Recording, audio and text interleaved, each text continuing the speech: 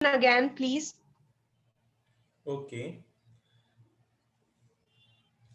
Okay, कन्फेबुलेशंस के लिए मैंने पहली चीज जो बोल रहा हूँ, कन्फेबुलेशंस, तो उसके लिए मैंने क्या बोला था, एक बॉक्स में डाल के इसको बड़ा सा क्रॉस लगा देना कि ये एल्जाइमर्स में तो प्रेजेंट नहीं मिलता है।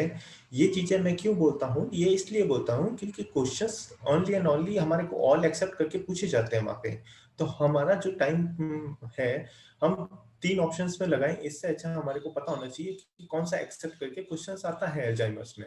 ओके, तो कन्फेबुलेशंस क्या चीज है, इसको वर्ड मीनिंग में समझाने की कोशिश कर रहा था कि जैसे कि मान लीजिए कि यहाँ पे 9 बजे है या 10 बजे है, ठीक है, और ये 2 घंटे का टाइम पीरियड है, यहाँ पे 11 बजे है, मेरा पेशेंट यहाँ पे कोई चीज फॉरगेट कर गया। ओके, क्या चीज कर गया, फॉरगेट कर गया। तो अब उसको 9 बजे से 10 बजे के टाइम पीरियड की सारी चीजें याद है, तो वो एज इट इज बता देगा कि मैंने यहाँ पे खाना खाया था, फिर देन मैंने ड्रेस चेंज किया, फिर मैं बाहर निकला, फिर मैंने गाड़ी लिया और मैं अपना ऑफिस गया। बट जैसे ही ऑफिस आया तो किससे मिला, क्या अटेंडेंस लगाया या नहीं लगाया, वो बिल्कुल फॉरगेट हो चुका है, ठीक है ना।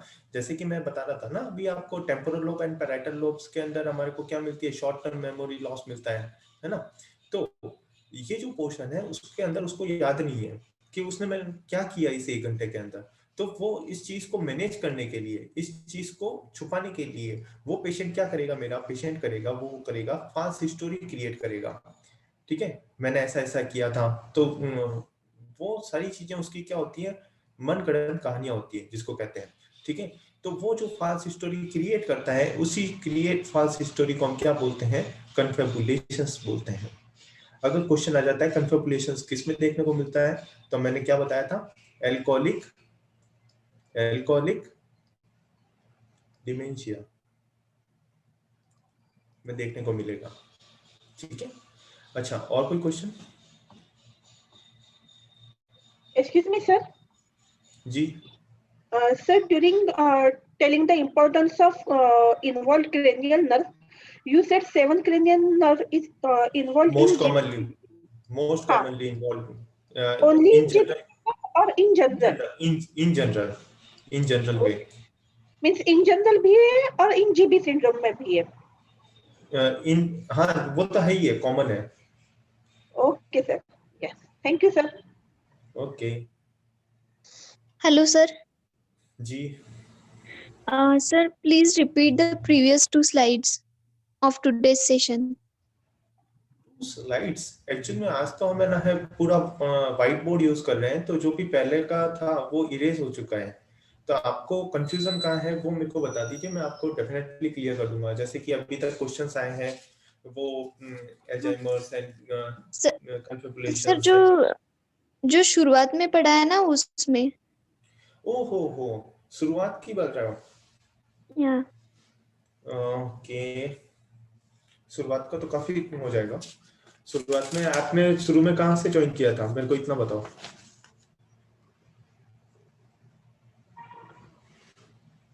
आपने कहाँ से ज्वाइन किया था डॉक्टर साहब?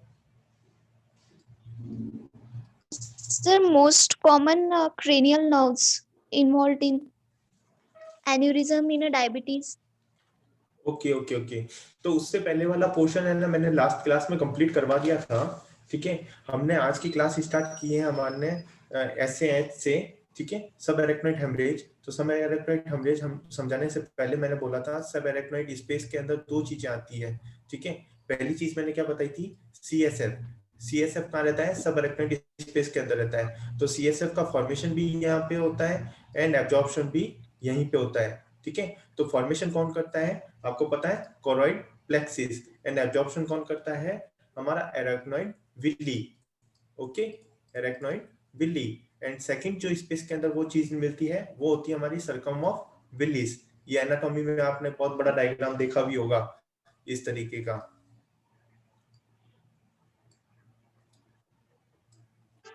ये जो डायग्राम देखा होगा ना आपने, ये सर्कम ऑफ विलिस है हमारा, ठीक है ना।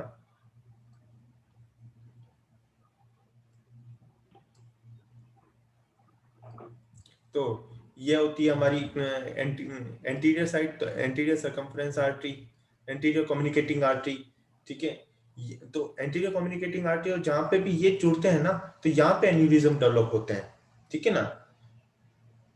ये जैसे कि मिडल है, ठीक है ना, तो यहाँ से आती है हमारी मिडल, तो ये जो पोर्शन है जहाँ पे यहाँ ज्वाइंट होता है, ठीक है ना, जहाँ पे ये आती है हमारी इंटरकनेक्टिंग वाली, ठीक है, और ये होती है मिडल। तो ये जो डायग्राम देख लोगे तो आपको पता चल जाएगा कि एन्यूरिज्म कहाँ पे डेवलप हो रहा है, ठीक है ना। अभी मैंने जो चीज बताई थी उसके बाद में वो थी हमारी साइट, ठीक है। साइट के लिए मैंने क्या बोला था कि अपने को दो चीजें याद रखनी है मोस्ट कॉमन, कि मोस्ट कॉमन कौन कौन सी है। वो होती है हमारी एंटीरियर कम्युनिकेटिंग आर्टरी, जो कि मैंने यहाँ पे डायग्राम में यहाँ पे बताया है, ये है हमारी most common anterior communicating artery and posterior communicating artery. Posterior communicating artery, तो मोस्ट कॉमन साइट हो गई हमारी एंटीरियर कम्युनिकेटिंग आर्टरी का, ये हो गई मोस्ट कॉमन, ठीक है। अगर क्वेश्चन पूछा जाता है लीस्ट कॉमन, तो आंसर पता होना चाहिए लीस्ट कॉमन का, और वो कौन सी है, वर्टेब्रो-ब्रेसिलर बाइफर्केशन।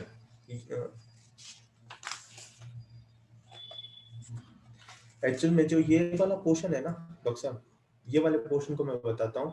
जो हमारी वर्टेब्रल आर्टरी है वो इस तरीके से आके फिर वापस से आगे जाके ये सर्कम ऑफ पिलिस में बाइफर्केट होती है। तो ये वाला जो पोर्शन है, तो यहाँ पे जो वो एन्यूरिज्म डेवलप होता है वो लीस्ट कॉमन होता है। तो वो होता है हमारा वर्टेब्रो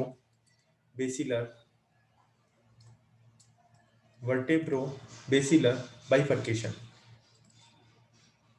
ठीक है। तो इसके बाद में फिर मैंने स्टार्ट कर दिया था most common cranial nerve involvement, ये आपने किया है, ठीक है। Yes, sir. And one more question, sir. Okay. After loss of consciousness, I does not understand. After loss of Uh, consciousness in subarachnoid space, उसके लिए yeah. बाद में मैंने बताया था कि अगर डिलेड है, वैसे न्यूरोलॉजिकल डेफिसिट मिलता नहीं है, बट अगर क्योंकि यहाँ पे सिम्टम्स क्या होते हैं, एब्रप्टली आते हैं ना, तो फिर भी है ना पेशेंट है ना लापरवाही कर जाए, तो वहां पे डिलेड अगर पेशेंट चला जाए तो डिलेड में क्या डेवलप होगा हमारा, डिले में हमारा न्यूरोलॉजिकल डेफिसिट डेवलप होता है, ठीक है। और जो न्यूरोलॉजिकल डेफिसिट जो प्रेजेंट होगा तो उसमें क्या होगा, वो होगा वेजोस्पाज्म। वो क्या होगा, वेजोस्पाज्म। एंड वेजोस्पाज्म के लिए मैंने क्या बताया था, ये मोस्ट कॉमन कॉज बनता है हमारा किसके लिए, मॉर्बिडिटी एंड मोर्टिलिटी। तो अगर क्वेश्चन पूछा जाता है मोर्टिलिटी इन एसएएच पेशेंट, तो आंसर क्या जाएगा हमारा, वेजोस्पाज्म। तो आंसर क्या जाना चाहिए, वेजोस्पाज्म, ठीक है। और वेजोस्पाज्म कब डेवलप होता है, उसके लिए मैंने बोला था 3 to 21 days after this SAH, after SAH, okay. और बताओ डॉक्टर साहब। Yes, sir. Thank you. Welcome, ठीक है।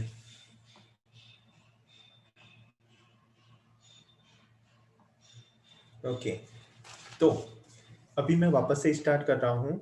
हमने जो लास्ट क्लास में किया है वो है हमारा माइक्रोस्कोपिक फाइंडिंग्स। मैंने कहा था ये सबसे इम्पोर्टेंट है माइक्रोस्कोपिक फाइंडिंग्स, और यहाँ से सारे एमसीक्यूज आते हैं, तो ध्यान से सुनना।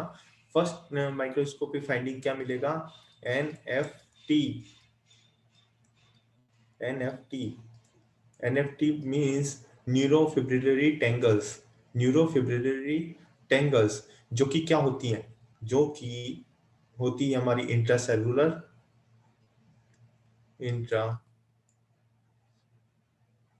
अगर मैं कोई चीज लिख रहा हूँ इसका मतलब वो ऑल एक्सेप्ट करके पूछा जाता है, इसीलिए न्यूरोफिब्रिलरी टेंगल्स की ये 3 चीजें आपको पता होनी चाहिए। फर्स्ट, ये क्या होती है, इंट्रा सेलुलर। सेकेंड, ये होती हैं, इसके अंदर जो अल्फा न्यूरोफिब्रिलरी टेंगल्स होती है, ठीक है। या इस तरीके से हम समझ लीजिए, अगर NFT लिख के एक ब्रैकेट बनाओ, 2 सेकेंड, ये डायरेक्टली प्रोपोर्शनेट होती है किससे, इन सीवियरिटी ऑफ द डिजीज से, सीवियरिटी ऑफ द डिजीज से। ओके, एनएफटी मतलब न्यूरोफिब्रिलरी टैंगल्स डायरेक्टली प्रोपोर्शनेट होती है डिजीज सीवियरिटी से। ठीक है, जितने ज्यादा ये बढ़ेंगे उसी प्रोपोर्शन में हमारी डिजीज प्रोग्रेस करेगी। ओके, एंड थर्ड जो इस चीज के लिए है वो होती है हमारी tau protein. Tau protein, okay, जो कि टाउ प्रोटीन रेस्पॉन्सिबल होती है हमारी एल्जाइमर्स के लिए। और ये किस तरीके के प्रोटीन्स होते हैं? ये होते हैं हाइपर फॉस्फेट के प्रोटीन बने हुए होते हैं, हाइपर फॉस्फेट के। टाउ प्रोटीन किसके बने हुए होते हैं? हाइपर फॉस्फेट के। ओके,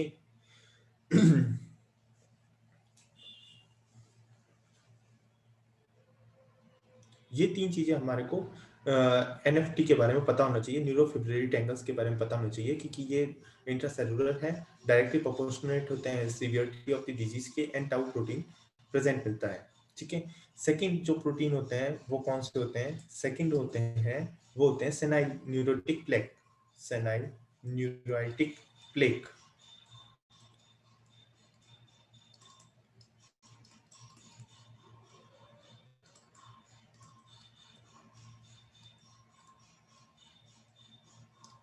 सेनाइल न्यूरोटिक प्लेक, जो कि क्या होते हैं? ये होते हैं एक्स्ट्रा सेलुलर एंड सेकंड ये होते हैं increasing with the, directly proportionate है क्योंकि सेनाइल है, मतलब डायरेक्टली प्रोपोर्शनेट है हमारे एज के साथ में। जैसे जैसे एज इंक्रीज होगी सेनाइल न्यूरोटिक प्लेक भी इंक्रीज होंगे। ठीक है, ओके। अब जो एल्जाइमर्स है इसमें सेनाइल न्यूरोटिक प्लेक के अंदर दो चीजें होती है। एक तो होता है हमारा लार्ज वेसल्स के अंदर जो कि सब कॉर्टिकल होते हैं, लार्ज वेसल्स के लिए जो कि होते हैं हमारे ये होते हैं लार्ज वाले होते हैं हमारे कॉर्टिकल्स के लिए। दो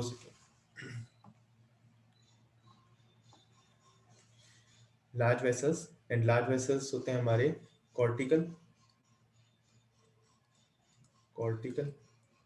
पोर्शन में, एंड जो स्मॉल वेसल्स के लिए होते हैं और वो होते हैं सब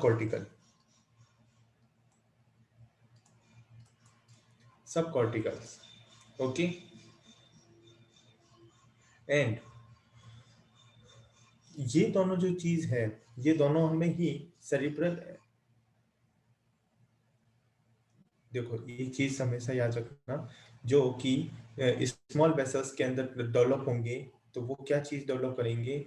वो करेंगे पीएसपी। पीएसपी मींस प्रोग्रेसिव सुप्रा न्यूक्लियर पाल्सी डेवलप करेंगे। ठीक है, जो कि क्या होंगे? स्मॉल वेसल्स सब कॉर्टिकल पोर्शंस में सेनाइल प्लेक, वो क्या होंगे? Progressive supra nuclear palsy. Okay, and अगर दोनों में इन्वॉल्वमेंट है, ठीक है, दोनों में ही सेनाइल न्यूरोटिक प्लेक है, तो वो क्या चीज डेवलप करेंगे? वो डेवलप करेंगे cerebral amyloid angiopathy. Cerebral amyloid angiopathy develop करते हैं। ठीक है, तो अपने को इतना सा याद रखना है कि अगर ओनली स्मॉल वेसल्स इन्वॉल्वमेंट है तो वहां पे क्या डेवलप होगा? Progressive supranuclear palsy. एंड अगर लार्ज एंड स्मॉल दोनों ही इन्वॉल्व है तो वहां पे क्या होगा? हमारा सेरिब्रल एमाइलॉइड एंजियोपैथीज डेवलप होगी। ठीक है, ये तो हुए दो चीज। ठीक है, फर्स्ट हुआ है हमारा NF neurofibrillary tangles, then senile neurotic plaque. ठीक है, एंड थर्ड जो चीज है वो क्या चीज है? थर्ड है हमारे पास में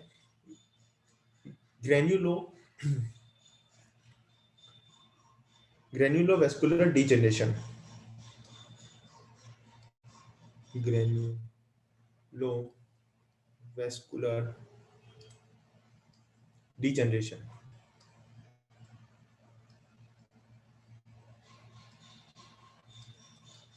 जो कि अब जो कि बेस्ट सीन इन, ये कहां पे बेस्ट दिखते हैं हमारे को? बेस्ट सीन इन कहां पे देखने को मिलेंगे हमारे को?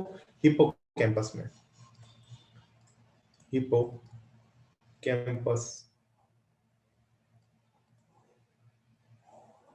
यहाँ से क्वेश्चन डेवलप होता है हमारा। तो ये 3 चीजें हैं हमारे को, ये पूरा जो स्लाइड है आपके सामने अभी, इनसे कई सारे क्वेश्चंस डेवलप होते हैं हमारे, ठीक है ना। तो ये हमारे को पता होने चाहिए, ठीक है। सीवियरिटी की वाइज बात करें तो आपको पता होना चाहिए सीवियरिटी के लिए कौन रेस्पॉन्सिबल है, न्यूरोफिब्रिलरी टेंगल्स रेस्पॉन्सिबल है। ओके, यहाँ से सबसे ज्यादा क्वेश्चंस पूछे जाते हैं, इसलिए मैं आपको बता रहा हूँ, ठीक है। एक होती है हमारी, एक क्वेश्चन पूछा जाता है लीवी बॉडी किस में देखने को मिलती है, एल्जाइमर्स में तो बिल्कुल देखने को नहीं मिलेगी, अब आपको पता चल गया है। देखो एक सारी बॉडीज एक साथ ही बता रहा हूँ, इसलिए आप ध्यान रखो। लीवी बॉडी, ठीक है, लीवी बॉडी, तो लीवी बॉडी करके लिख लो, एल्जाइमर्स में तो देखने को बिल्कुल नहीं मिलेगी, ठीक है। ये क्या होती है, ये भी इंट्रा न्यूरोनल, ये तीनों जगह इंट्रा होती है। कहाँ कहाँ पे देखो, neuronal, second intra cytoplasmic,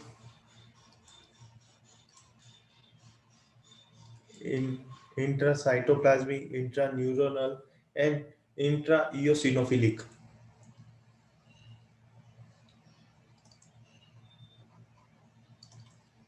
philic, okay. ये क्या होती हैं, यहाँ पे होती है हमारी इनकी inclusion bodies, inclusion bodies, okay.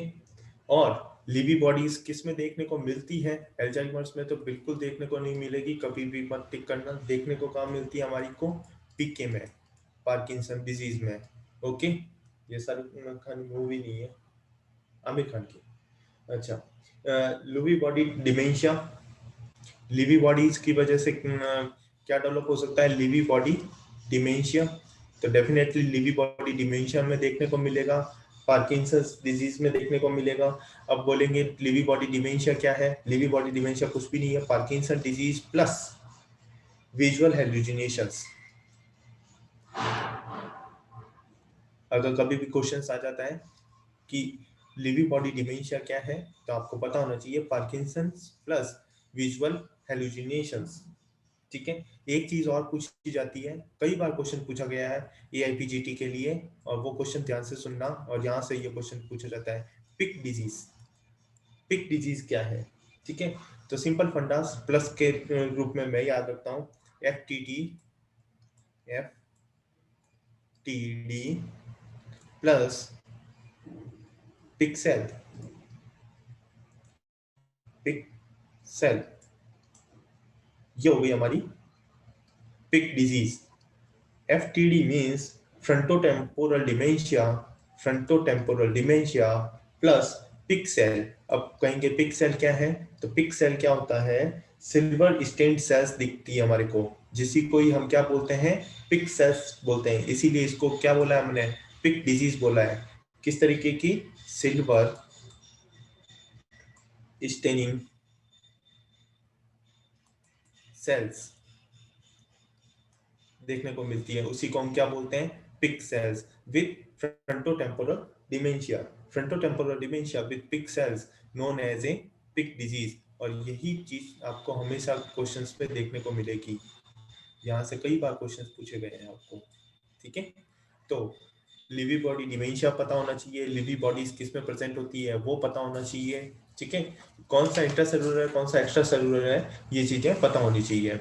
ये सारी चीजें समझ में आई, यहाँ पे कंफ्यूजन मत रखना बस। एक बार नोट्स को रिवाइज कर लोगे तो आपको सारी चीजें कंफ्यूजन बिल्कुल भी नहीं होगा, ठीक है। फिर नेक्स्ट स्टार्ट करते हैं हमारा हंटिंगटन, हंटिंगटन, हंटिंगटन कोरिया बोल लो या डिजीज बोल लो, हंटिंगटन कोरिया या डिजीज, ओके। हंटिंगटन कोरिया या डिजीज, तो एक लाइन से अपने को सारी चीजें याद रखनी है हंटिंगटन के लिए, ठीक है। हंटिंगटन जीन, पहला क्वेश्चन यहीं से आता है, हंटिंगटन जीन, हंटिंगटन जीन कौन सा है, क्रोमोसोम नंबर 4 पे है, कहाँ पे है, क्रोमोसोम नंबर 4 पे है। जिसकी वजह से क्या होगा हमारा, देखना,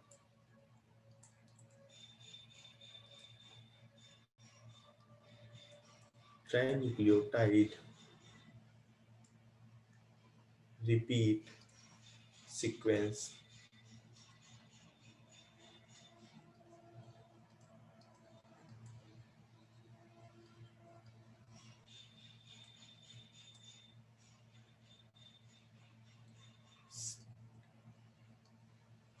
सॉरी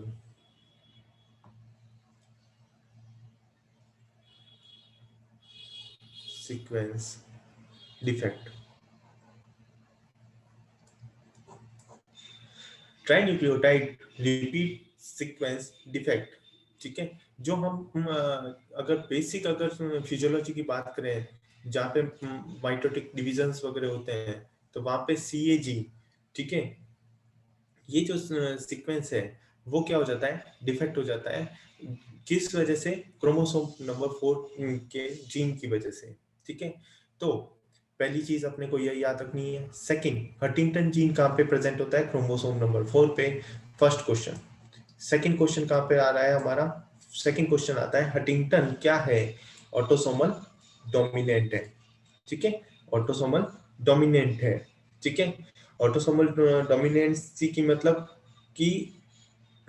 मतलब क्या हो गया यहाँ पे, 2 successive generations R be affected, या 1 पेरेंट्स अफेक्टेड बाई चांस, तो चांस कितना होगा, अगर एक पेरेंट अफेक्टेड है तो चांस होगा 50-50%, अगर बोथ पेरेंट अगर अफेक्टेड है तो क्या चांस बनेगा, 75% चांसेस बनेंगे। तो यहाँ पे ये जो अभी मैंने लाइनें बोली वो सारी की सारी इंपॉर्टेंट थी।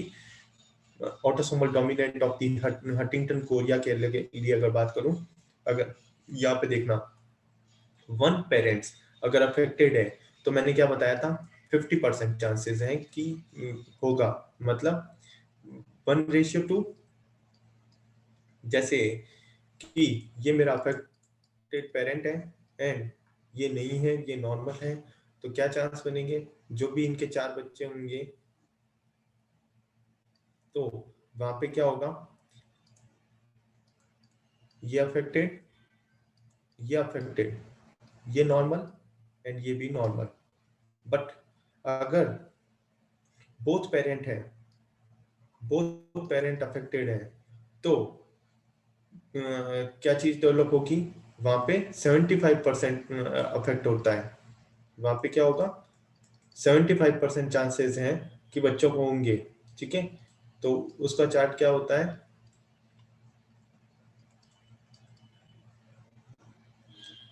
मतलब 3:4 बनता है, 3:4 बनता है यहाँ पे।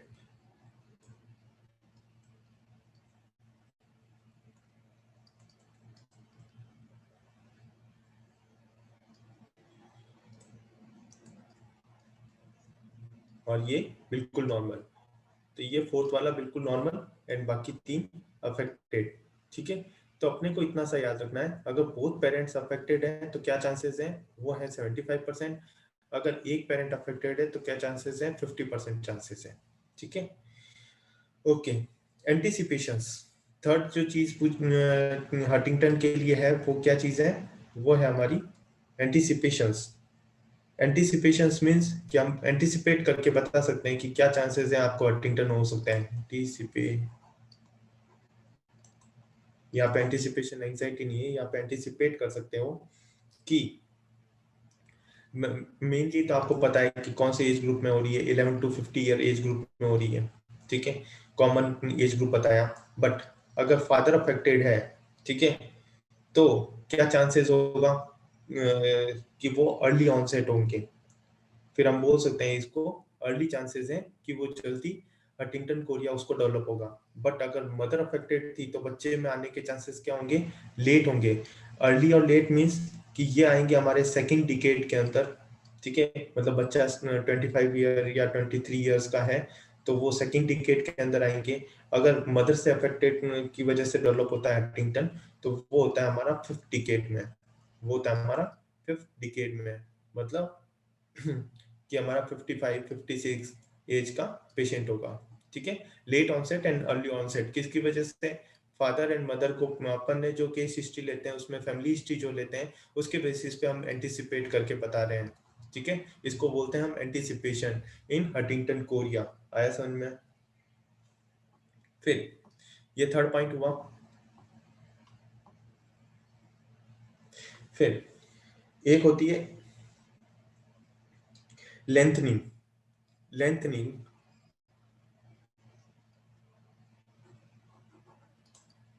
लेंथनिंग लेंथनिंग में क्या होगा, अगर लार्ज डिफेक्ट है, अगर लार्ज डिफेक्ट है तो वो क्या होगा, वो अर्ली होगा पहली चीज, एंड सेकंड चीज वो क्या होगा, विद इंक्रीज सीवियरिटी के साथ में होगा, इंक्रीज सीवियरिटी के साथ में होगा। लेंथनिंग अगर स्मॉल है, स्मॉल पार्ट अफेक्टेड है, डिफेक्ट है, तो वो क्या होगा, वो पहली बात लेट ऑनसेट होगा, एंड सेकंड डिक्रीज रहेगी, मतलब कम रहेगी सीवियरिटी उसकी। सीवियरिटी क्या रहेगी, कम रहेगी, ठीक है। अब ये जितनी भी सीवियरिटी है, इसके अगर क्लिनिकल फीचर्स की बात करें तो यहाँ पे मैं हमेशा क्या बोलता हूँ कि एक ट्रायंगल बना लो। ट्रायंगल से हमारे Sir, what does lengthening means? ये जो है ना हंटिंगटन जीन के लिए मैंने बताया था ना कि वो अफेक्ट करता है पोर्शंस को।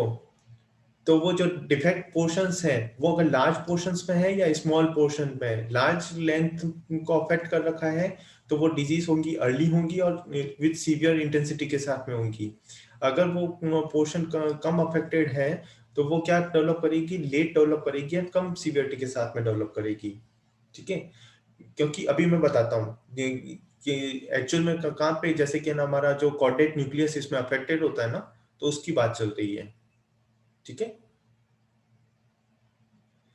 ओके, क्लिनिकल फीचर्स में 3 पोर्शन मैंने बताए थे। फर्स्ट, पहली चीज कि ये क्या रहते हैं, ऑटोसोमल डोमिनेंट रहते हैं।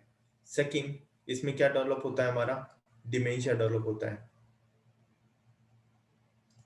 एंड थर्ड, अभी जो क्वेश्चन पूछा यहाँ पे क्या डेवलप होता है, हमारा कोरिया। क्या डेवलप होता है, कोरिया। और कोरिया क्यों डेवलप हो रहा है, ये जो लेंथनिंग की भी बात कर रहे थे ना, अब आपको समझ में आएगा। कोरिया कोरिया क्यों डेवलप हो रहा है, atrophy of the chordate nucleus,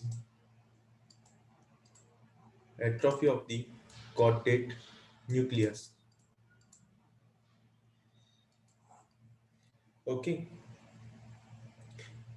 ये 3 चीजें आपको डिसाइड करेगी हमारा हंटिंगटन कोरिया को, autosomal dominant, Korea and dementia, ठीक है। ये चीज होती है हमारी हंटिंगटन कोरिया या डिजीज के लिए। इससे बार कभी भी हंटिंगटन से कोई भी क्वेश्चन नहीं पूछा जाता है, ठीक है। कई बार क्वेश्चन पूछा जाता है हमारे को एनपीएच से।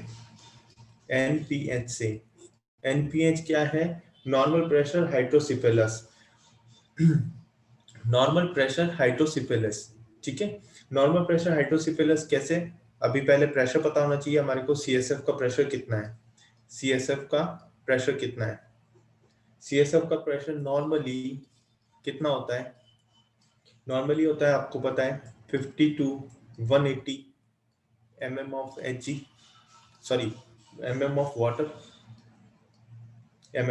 वाटर, बट अगर एनपीएच की बात कर रहे हैं, एनपीएच के अंदर यही pressure towards the higher side में रहता है, मींस इसकी रेंज कितनी होती है 150 to 200 mm of water.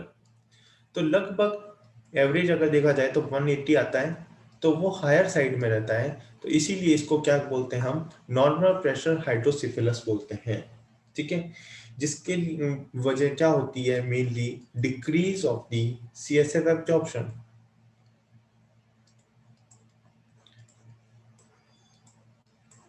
Okay, और ये क्यों हो सकता है, आइदर मैंने अभी बताया था, ये कहाँ पे मिलेगा, सब एरेक्नोइड हेमरेज की वजह से या मेनिंजाइटिस की वजह से।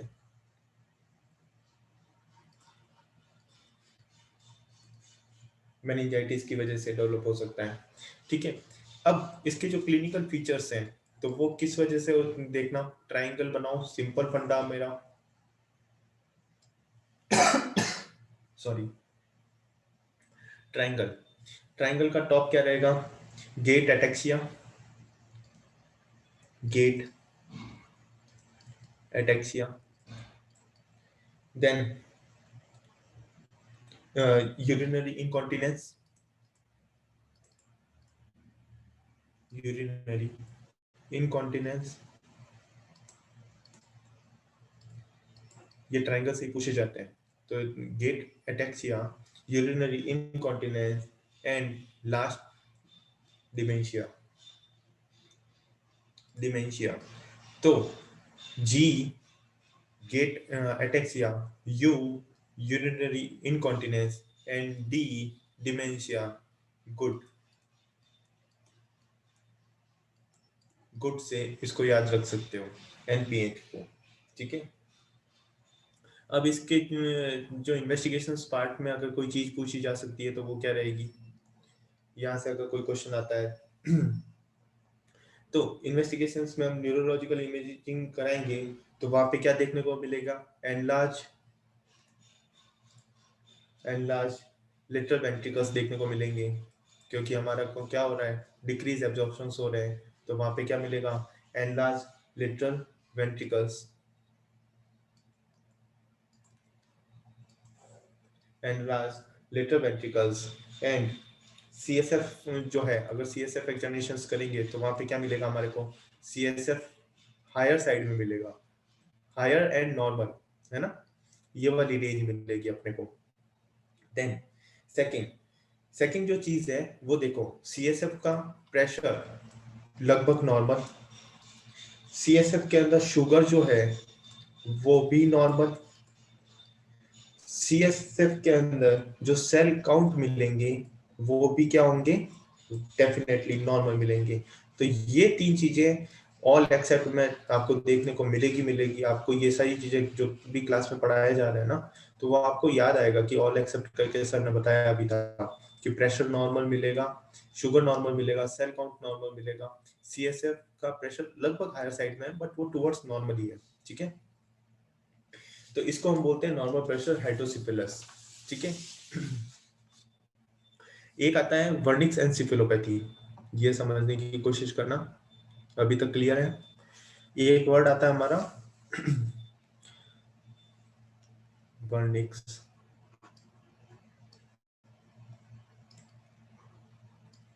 एनसेफेलोपैथी,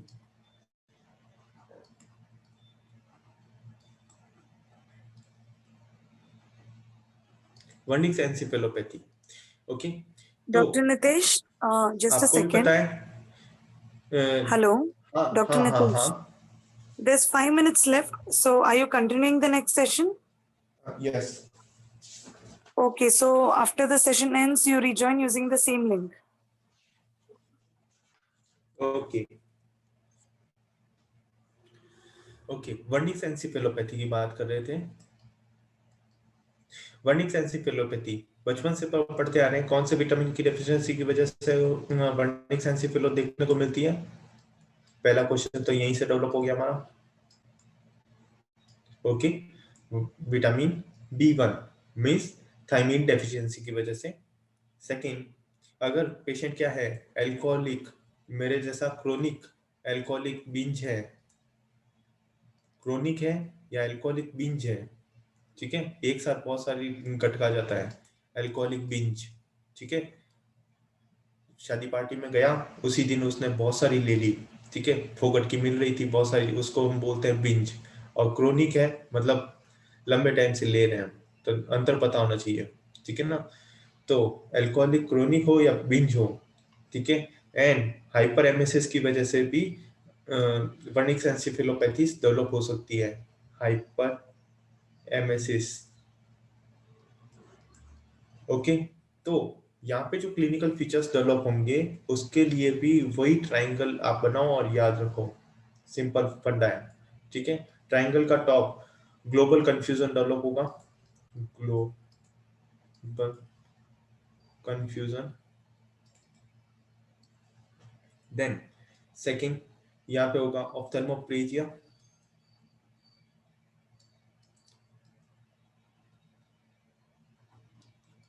ऑप्थेल्मोप्लेजिया।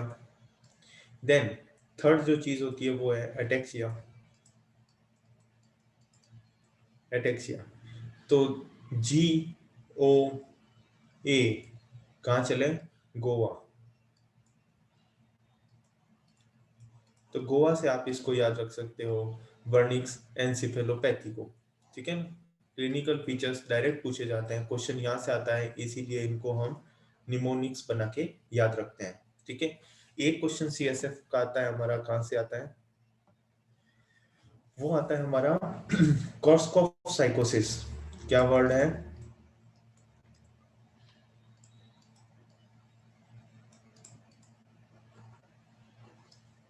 साइकोसिस।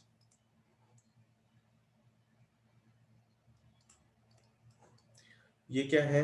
इसमें दो चीजें मिलती है हमारे को, इतना सा याद रखना है अपने को, डिमेंशिया, डिमेंशिया, एंड सेकंड जो चीज मिलती है वो है कन्फेबुलेशंस। अभी बताया भी है, लेशंस। ये दो चीजें कॉर्सकॉफ साइकोसिस में को एक आती है प्रियन डिजीज से। नेक्स्ट डिजीज है हंटिंगटन हुआ हमारा कंप्लीट, वर्निक्स हुआ। एक आता है हमारा prion disease, prion disease, prion disease बोलो या क्यूर्स। Am I audible? Internet connection पूरा बता रहे। No, sir. Okay, Even Korsakoff's disease was not properly audible. Hello Hello, जी। सर आवाज नहीं आ रही थी और कॉर्कॉक्स डिमेंशिया में भी आवाज नहीं आई, तो can you please repeat it once? Okay, 2 second. कॉर्सकॉफ साइकोसिस, कॉर्सकॉफ साइकोसिस के लिए मैंने दो चीजें बताई। कॉर्सकॉफ साइकोसिस में दो चीजें मिलती है हमारी, कन्फेबुलेशंस। ये दो चीज मिलके ही हमारे को क्या बनाएगी? कॉर्सकॉफ साइकोसिस। ओके, देन नेक्स्ट जो चीज स्टार्ट कर रहा था मैं वो थी प्रियन डिजीज। ठीक है, प्रियन डिजीज अगर हम हमारे नेक्स्ट सेशन में स्टार्ट करते हैं, फिर उसके बाद में हेडेक एंड माइग्रेन को स्टार्ट करेंगे। ठीक है, तो